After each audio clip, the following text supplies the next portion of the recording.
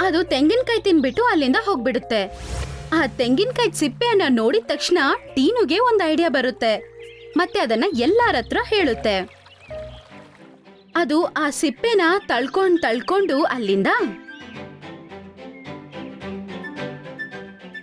ನದಿಯ ಬಳಿ ತಳ್ಕೊಂಡ್ ಬರುತ್ತೆ. ಪಕ್ಷಿ ಎಲ್ಲಿಂದನೋ ಒಂದು ಕಟ್ಟಿಗೆಯನ್ನು ತಗೊಂಡ್ ಬರುತ್ತೆ. ಮತ್ತೆ ಇಳಿ ಒಂದು ಹಗ್ಗವನ್ನು ತರುತ್ತೆ. ಇಳಿಯನ್ನ ಈ ಕಟ್ಟಿಗೆನ ಆ ಚಿಪ್ಪೆ ಒಳಗಡೆ ನೀವು ಕಟ್ಬೇಕು. ಸರಿ, ಮಾಡ್ತೀನಿ. ಹಂಗಂತ ಹೇಳಿ ಆ ತೆಂಗಿನಕಾಯಿ ಸಿಪ್ಪೆ ಒಳಗಡೆ ಆ ಕಟ್ಟಿಗೆಯನ್ನು ಕಟ್ತಾರೆ. ಮತ್ತೆ ಇಳಿ ಅದನ್ನ ತುಂಬಾ ಚೆನ್ನಾಗಿ ಕಟ್ಬಿಡುತ್ತೆ.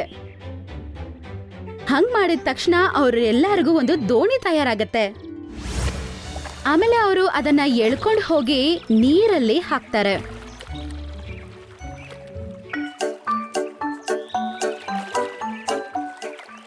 ಮತ್ತೆ ಅದ್ರಲ್ಲಿ ಕುತ್ಕೊಂಡು ಹೋಗ್ತಾರೆ.